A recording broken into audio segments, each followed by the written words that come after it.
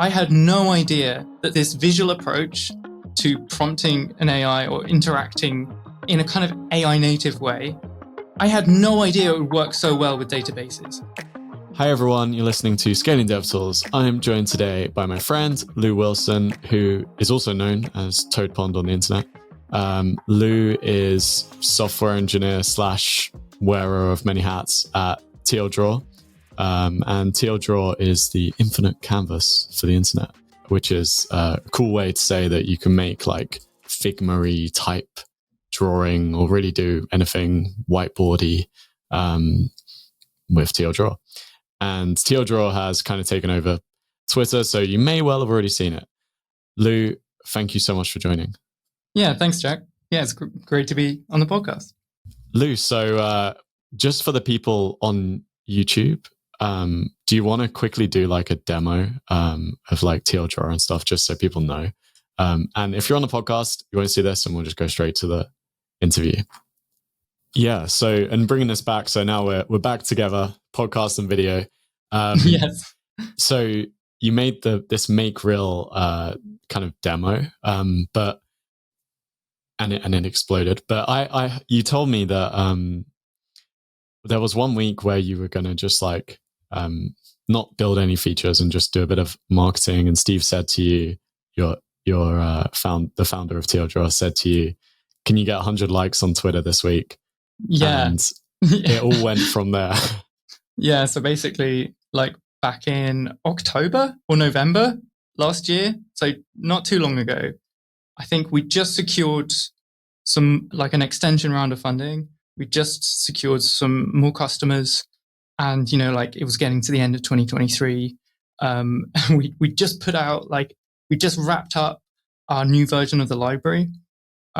So I think some of us were just looking forward to using this thing that we've been working on for so long, like using this library, trying to make some fun stuff. And yeah, normally my to-do list is quite long at the start of the week. This particular week, Steve, my boss, who's in the other room, just said, hey Lou, and this is my Steve impression. Hey Lou, your job, oh, that's terrible, is to get 200 likes on Twitter. And so I asked him, like, okay, well, what time scale are we thinking here? And he said, within a week. So I built this little demo using Sawyer's 1 as a starting point. The key difference was we wanted to put the website back on the canvas. And then, that night, it got 200 likes. I got a cute little message from my boss, like, hey, well done, 200 likes in one day. Nice little like pat on the head. And then the following day, we did the feedback loop thing, and it got like 2,000 likes. Following day, it was just a chain reaction after that. It was like almost like double your growth or something, right? It was like huge amount, like your stars. We were on around 14,000 followers on Twitter. And in that period of time when we were going viral, we jumped up to 40,000. Now we're on 50,000, above 50,000. Yeah. So it was like, I think almost like the DevTools successful campaign of the year, I would say. It's hard to think of anything that went better. Yeah. I mean, and it's interesting hearing that from you, because like I said, we always just share what we're working on Twitter. I think that's part of the company culture here. Like when we're working on these really hard features and enjoying these milestones of, reaching some new concept that we can share, or working on something like ridiculously hard problem with arrows, which is usually what we're working on. It's nice to share that, but not just share the end result, like in a launch week, but share the entire process.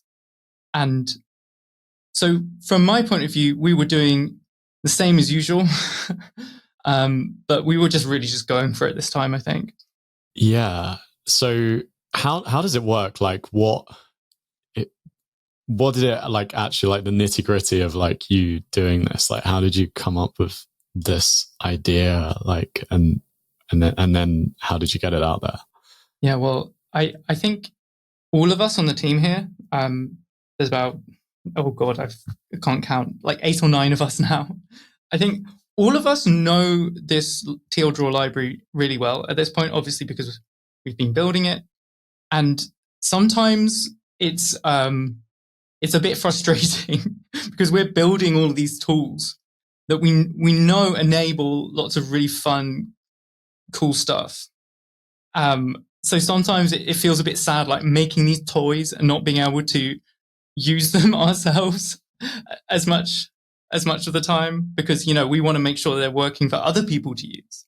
You know, we make this library and we see other people play with our toys. So I think all of us here have pretty clear ideas of fun demos, of like mind-blowing new concepts to build. So it's probably less so about finding these ideas, because we know what's possible. But sometimes we just want to share what's possible with the rest of the community, if that makes sense. Like, I think we were hoping that someone would make something like this. But I guess for example, when Sawyer made his initial version, he didn't necessarily go further to the point of like putting this website back on the canvas and being able to annotate it. So from our point of view, we want to show what's possible with this library so that we don't have to do that so much, so that other people like take on the library and build fun stuff on it themselves. Yeah. So I don't think we covered that, but Sawyer. So who was Sawyer? Yeah. So Sawyer Hood is actually an employee at Figma, I believe. Wanted to build a little experiment on a canvas, so he used tldraw to make a draw a UI demo. GPT Vision API had just come out, and I think he had the insight to see that, oh, actually, I could just draw a website and make it real by sending it to GPT. So he made this version. We saw it, we were mind blown by it. But what we wanted to do was show that you could actually put it back on the canvas and start a feedback loop where like GPT brings back a website, then you annotate that website, you can send it back and get into this back and forth. And it's been great when people have been trying this and sharing it with us, like, hey, look, I made this website. The most fun thing is not just seeing that end product, you know, like the final website that they build and maybe like share with their friends or community. It's been amazing to see this whole process from start to finish, where they do first sketch just like a real low fidelity wireframe, and then GPT Vision has brought back something, and then they've annotated it, or they've highlighted something, or they've just crossed something out, right? And then they've sent that back. And this is, some of these sessions seem to have gone on for hours, right? Like when I think of building a website, I imagine myself sitting down at a computer and typing away. But it seems like that, I think we've just got like a taste of a different way of building maybe prototypes, maybe just something that you just want to make quickly, or you just want to share with a small number of people for a small use case.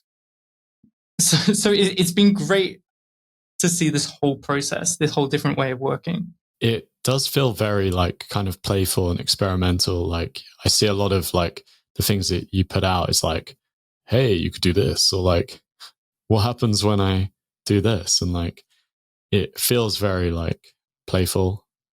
Yeah.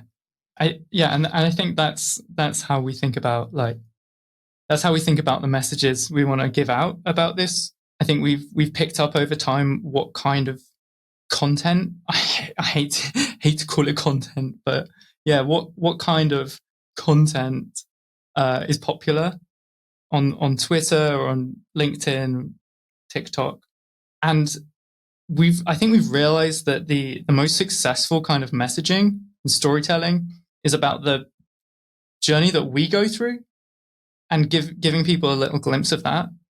So, if we discover something amazing or surprising, and we want to share that with other people, I think the most effective way we can do that is to share our shock or surprise. It's sometimes hard when I'm, writing tweets isn't that hard, but like it's sometimes hard when you're writing a tweet. You want to show off a bit. You want to say, "Hey, look how good we are." But actually, that's not my genuine reaction when I'm building this stuff. My genuine reaction is, "What the hell?" like when something works and I didn't expect it to work, like that seems like a key moment to share. And this whole build in public community is built on that idea. I think the thing we're doing at tldraw is trying to take that into a team and a bigger, more serious product like the tldraw library. And it seems to work really well. Yeah. And how much of this, like, because I could imagine if someone's listening and they're like, oh yeah, but tldraw is like an inherently like interesting thing. It's very visual. If someone was like, just like, I don't know, building a database, like how would you like, are there any of like the kind of principles that you guys use that like would carry over to like something that's like a bit less visual? Yeah, we are very lucky because we work on a very visual problem, right? So it is part of our job to make the most of that, I think. In the process of trying to get more people involved, more people trying it out and giving us feedback. But even with things like databases, at the moment of like, this is the best time to be sharing visual content on any topic in tech. If it's not visual, just make it visual. I think there's always a way.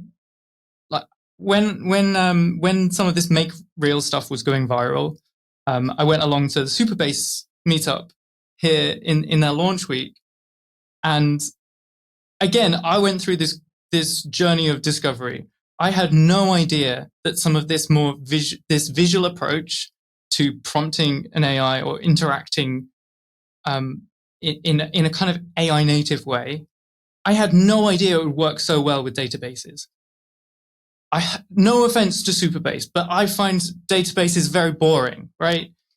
And even I was excited to see that you could cross out a row. So look how excited I'm getting about databases. Like, you could cross out a row if you wanted to delete a row. We tried an experiment where you could draw fruit, like draw a picture of a fruit to put it in a database, right?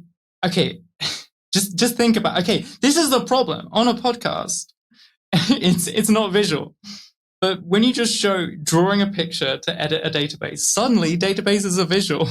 Yeah, that's really interesting. And I think like, yeah, it doesn't have to be like a whiteboard for it to be visual. It's like a medium. And yeah, that makes so much sense. Yeah, for sure. I mean, the thing is like, even forgetting the AI APIs that are now available. So there is all of this vision API and multimodal models. Multimodal models is quite a tongue twister, but yeah, multimodal models are popping up now. So that is a tool at your disposal. But no matter what the problem is, I'm certain that in engineering teams and developer teams, there are all sorts of diagrams, scribbles, like tables, visualizations that people make while they're developing. Like maybe they do it on a piece of paper. Maybe they do it in their notebook. Maybe they do it on a physical whiteboard. Maybe they do it on a virtual whiteboard. Hopefully it's tldraw. But I know that these things happen. And if they don't happen in your team, then just try it. Just try it. Try visualizing your non-visual things. Yeah. It's always a reminder for me. So when I'm working on a problem and there's no visual representation other than text, that's when I try to stop and think, how can I represent this visually so that other people can engage with it? You know, so sometimes that's part of the process as well when you're trying to explain something to someone else on the team. And by sharing that in public on Twitter or LinkedIn or wherever, that's basically just inviting that audience to join your team as well. And, you know, we want people to get involved. You know, we want people to give their ideas. If you make something visual, you make it more accessible. Like, anyone can understand a drawing. Not everyone can understand your 16,000 lines of TypeScript. That's a really good one. Just let that hang there. Almost everything that you put on Twitter, on the tldraw Twitter, is like a GIF or a video. Yeah. We had some new starters join 2 weeks ago, and we have like a whole guide on how to do a good GIF. Really?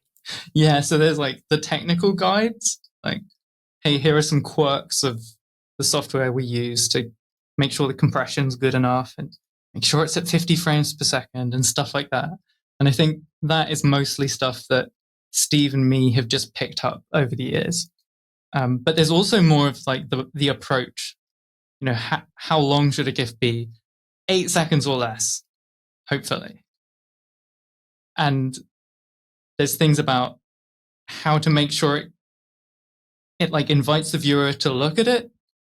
So often we'll start with like a swoop of a cursor. If you have a look back at some of our like more popular ones, we often start with a little swoop. And it just like we want it to invite you to watch and to think about what's going on. So yeah, it's a big part of the culture here, for sure. Is there any chance that would ever be made public? It sounds pretty cool.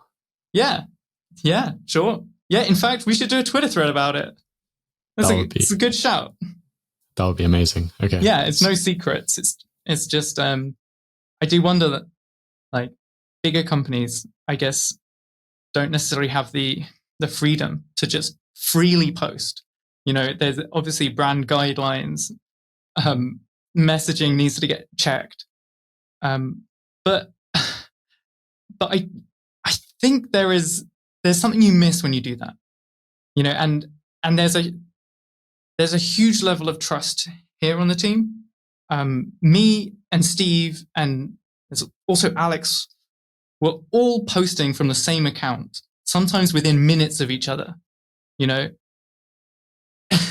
and that level of trust, getting everyone on the same page about the messaging we want to give out, was extremely valuable. You know, people were asking people were replying to us on the Twitter, saying things like, you know, hey, person who runs the tldraw Twitter account, like, how do you put out so many tweets? And the secret is that there were 3 of us doing it, basically, right? That's as simple as that. And that's why they were varied as well, because everyone was posting different kind of things. So you don't like specify like we all have to sound the same, we all have to have our own. No, I mean there is like we're all singing from the same song sheet. You know, there's the tldraw vibe, I guess, and I guess we have this value of building in public and inviting people into the process, but no one's tracking. I think sometimes I feel like posting something a bit more unhinged, right? Like, or a bit more jokey. And I stop myself because I think, no. Like, you know, that's too far. And then 5 minutes later, I see that Steve has posted something pretty much exactly the same. So it just reminds me, no. Yeah. As you know, as long as it's all in good faith, and we're just sharing the fun process that we go through. Yeah, it's interesting. Like, yeah, Steve is great on Twitter, and you're also like a proper YouTuber. Like, you've got like you've got like a great YouTube channel. Yeah, I got to 20,000 subscribers recently, which was very nice. It's amazing. Thank you. I mean, Steve discovered me a couple years ago, or a year and a half ago, when one of my own tweets had a bit of success. So I guess it's been tweets from the start, you know. Tweets all the way down. It is part of the journey. And we post on Twitter a lot, but I think our goal with some of these things is to not just be contained to Twitter. You know, I think we may mostly focus on Twitter, but we know we've done really well when other people start to post it in other places and sort of do our job for us in that regard.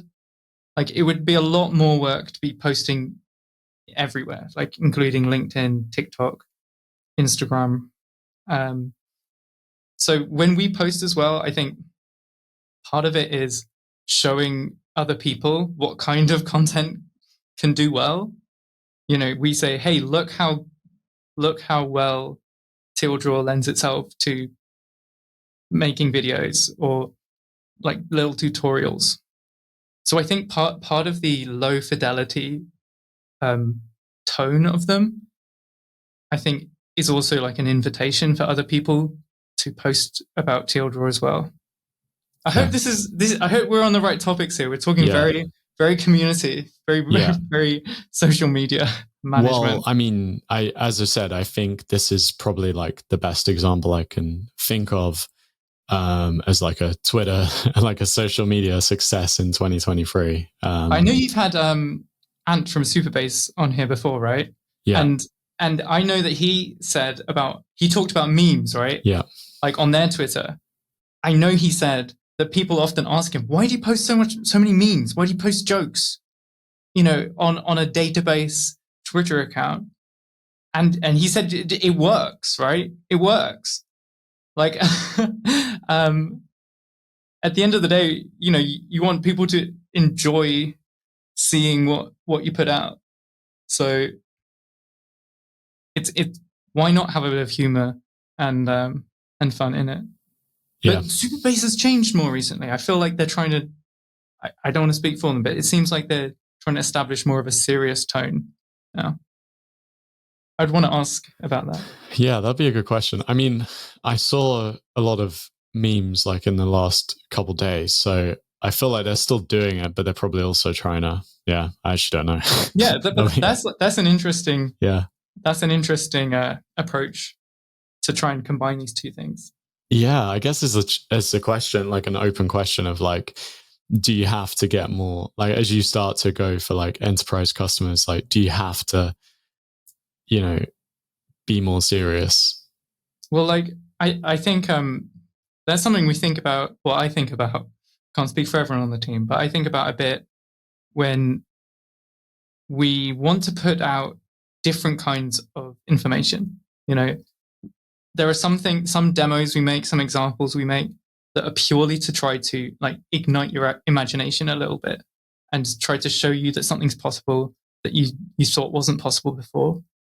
Some of the things we put out are much drier, but also much more helpful. So I did just sit in front of the camera and explain how to do something that a lot of people were asking on our Discord last week, and that has a different kind of tone. And we also put out release notes every now and then, sort of going through a lot of the changes that people might have noticed on tldraw.com. So they have different levels of seriousness and fidelity in a way, but in all cases there is a playful vibe. But even with that playful, jokey tone, we're still able to alter some other things. You know, it's not one or the other. But we're continuing to figure that out. When you say alter other things, is that like length or something like that? Like you might, if you want it to be, a big hit, it's going to be 8 seconds. But if it's like an explainer, it's like longer. Yeah. So I guess length is one of them. Like length of a video, length of a GIF, length of a post. Also, like length of a thread. But I guess we're trying to communicate a different thing when we post release notes to when we post like a behind the scenes look at, oh my God, I just made something and I can't believe it. We're in both cases we're trying to involve our followers in the process of this library and the development of this library. But we're shining a light on different things. And with release notes, part of it is that we're showing that we're working on this thing day in, day out, fixing all these bugs that you don't have to, and like sharing some of the slog behind it, because it genuinely is sometimes just hard work. I've been dealing with canvas sizes all day today, and it's not easy, or it just takes time. And so we're sharing like the hard work that we do there. And in some of these other cases, we're sharing the discoveries that we make. But in each case, though, there's still something to be enjoyed, and it still feels like a behind the scenes. Yeah, and I don't want us to have like a front, like a branding front, because people are smart, people can see it. It's much easier, much more effective to just build in public and just let people in on that journey as well. Yeah, that makes sense. Make it real. Make it real. Make real. Make it real. That's the title. Yeah. Okay, Lou, I think that's about all we've got time for. Do you want to give like a wrap up of like if there's any founders, DevTools people listening, what they could take away from what you've learned? Yeah. Okay. I think in the topic of community messaging and social media and telling people about your library, your tool, I would say that don't be afraid of sharing the whole process. Don't think that you can only share it when you've released something or finished something. People will be interested in all sorts of different parts of that process, from start to middle to end. The bits that go right, but especially the bits that go wrong. Right? Don't be afraid of sharing your mistakes and your bugs.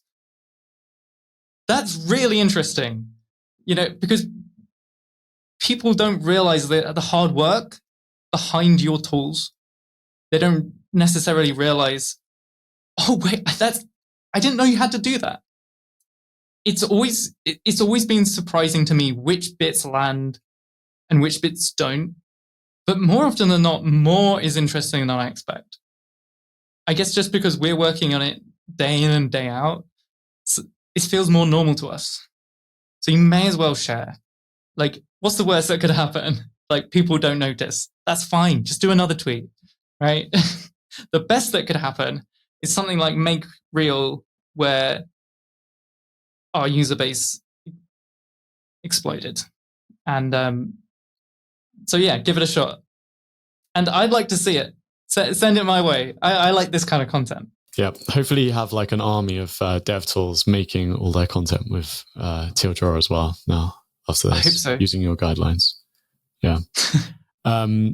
So if you want to learn more about Lou, you can follow Lou at todepond, TODEPOND, on all the socials, I think. Everywhere. Literally everywhere. Including YouTube. It's go watch Lou's videos as well. And tldraw as well, TLDRAW, I think on all the socials as well. Yeah. And Lou, thank you so much for coming. Do you have any shout outs? Is there anything you wanted to share? Shout out. Shout out to the London coding scene. London coding scene is the best coding scene in the whole world. Get out of here, SF. You're old news. I'm joking. But really, I'm not. Seriously, London. If you're in London, come visit our office. Just at tldraw, message us. Yeah, it's the place to be. It's the center of the arena in Swix's London AI scene as well. So yeah, I mean, this scene can hold so many scenes. Yeah, that's the crazy thing about it. Thanks, Lou, and thanks everyone for listening. See you again soon.